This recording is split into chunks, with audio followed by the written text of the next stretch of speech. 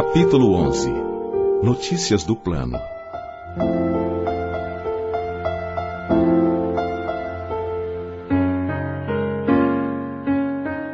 Desejaria meu generoso companheiro facultar-me observações diferentes nos diversos bairros da colônia, mas obrigações imperiosas chamavam-no ao posto. Terá você ocasião de conhecer as diversas regiões dos nossos serviços, exclamou bondosamente. Pois conforme vê, os ministérios do nosso lar são enormes células de trabalho ativo. Nem mesmo alguns dias de estudo oferecem ensejo à visão detalhada de um só deles. Não lhe faltará oportunidade, porém. Ainda que me não seja possível acompanhá-lo, Clarencio tem poderes para obter-lhe ingresso fácil em qualquer dependência. Voltamos ao ponto de passagem do aeróbus que não se fez esperar. Agora sentia-me quase à vontade. A presença de muitos passageiros não me constrangia. A experiência anterior fizera-me benefícios enormes. Esfervilhava-me o cérebro de úteis indagações. Interessado em resolvê-las, aproveitei o minuto para valer-me do companheiro quando possível. Lísias, amigo, perguntei. Poderá informar-me se todas as colônias espirituais são idênticas a esta? Os mesmos processos, as mesmas características? De modo algum, se nas esferas materiais cada região e cada estabelecimento revelam traços peculiares, imagine a multiplicidade de condições em nossos planos. Aqui, tal como na Terra, as criaturas se identificam pelas fontes comuns de origem e pela grandeza dos fins que devem atingir. Mas importa considerar que cada colônia, como cada entidade, permanece em degraus diferentes na grande ascensão. Todas as experiências de grupo diversificam-se entre si, e nosso lar constitui uma experiência coletiva dessa natureza. Segundo nossos arquivos, muitas vezes os que nos antecederam buscaram inspiração nos trabalhos de abnegados trabalhadores de outras esferas. Em compensação, outros agrupamentos buscam o nosso concurso para outras colônias em formação. Cada organização, todavia, apresenta particularidades essenciais. Observando que o intervalo se fazia mais longo, interroguei. Partiu daqui a interessante formação de ministérios? Sim, os missionários da criação de nosso lar visitaram os serviços de Alvorada Nova, uma das colônias espirituais mais importantes que nos circunvizinham. E ali encontraram a divisão por departamentos. Adotaram o processo, mas substituíram a palavra departamento por ministério, com exceção dos serviços regeneradores que somente com o governador atual conseguiram elevação. Assim procederam considerando que a organização em ministérios é mais expressiva como definição de espiritualidade. Muito bem, acrescentei. E não é tudo, prosseguiu o enfermeiro atencioso. A instituição é eminentemente rigorosa no que concerne à ordem e à hierarquia. Nenhuma condição de destaque é concedida aqui a título de favor.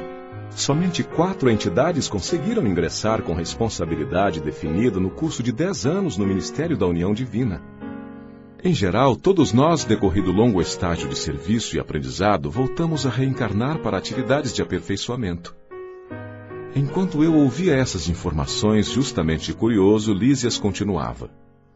Quando os recém-chegados das zonas inferiores do umbral se revelam aptos a receber cooperação fraterna, demoram no Ministério do Auxílio. Quando, porém, se mostram refratários, são encaminhados ao Ministério da Regeneração. Se revelam proveito com o correr do tempo, são admitidos aos trabalhos de auxílio, comunicação e esclarecimento, a fim de se prepararem com eficiência para futuras tarefas planetárias. Somente alguns conseguem atividade prolongada no Ministério da Elevação, e raríssimos em cada 10 anos os que alcançam intimidade nos trabalhos da União Divina. E não suponha que os testemunhos sejam vagas expressões de atividade idealista.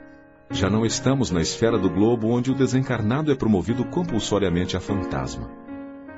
Vivemos em círculo de demonstrações ativas. As tarefas de auxílio são laboriosas e complicadas. Os deveres no Ministério da Regeneração constituem testemunhos pesadíssimos. Os trabalhos na comunicação exigem alta noção da responsabilidade individual. Os campos do esclarecimento requisitam grande capacidade de trabalho e valores intelectuais profundos. O Ministério da Elevação pede renúncia e iluminação. As atividades da União Divina requerem conhecimento justo e sincera aplicação do amor universal.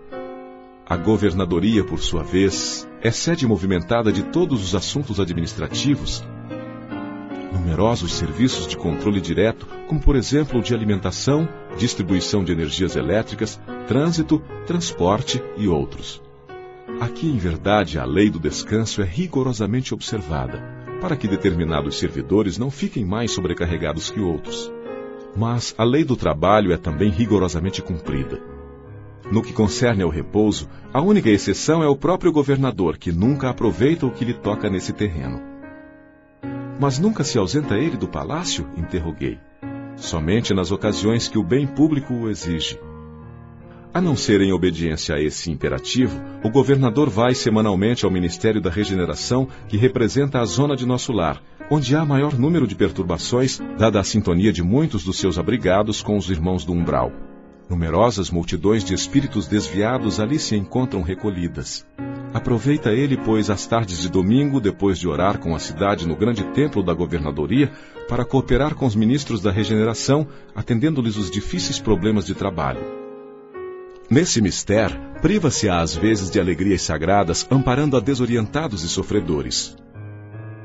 Deixara-nos o aeróbus nas vizinhanças do hospital, onde me aguardava o aposento confortador. Em plena via pública, ouviam-se, tal qual observara à saída, belas melodias atravessando o ar. Notando-me a expressão indagadora, Lísias explicou fraternalmente.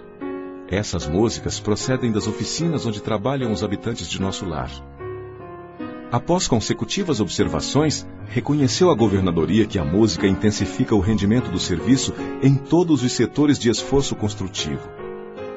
Desde então, ninguém trabalha em nosso lar sem esse estímulo de alegria. Nesse ínterim, porém, chegáramos à portaria. Atencioso enfermeiro adiantou-se e notificou. Irmão Lísias, chamam-no ao pavilhão da direita para serviço urgente. O companheiro afastou-se calmo, enquanto eu me recolhia ao aposento particular repleto de indagações íntimas.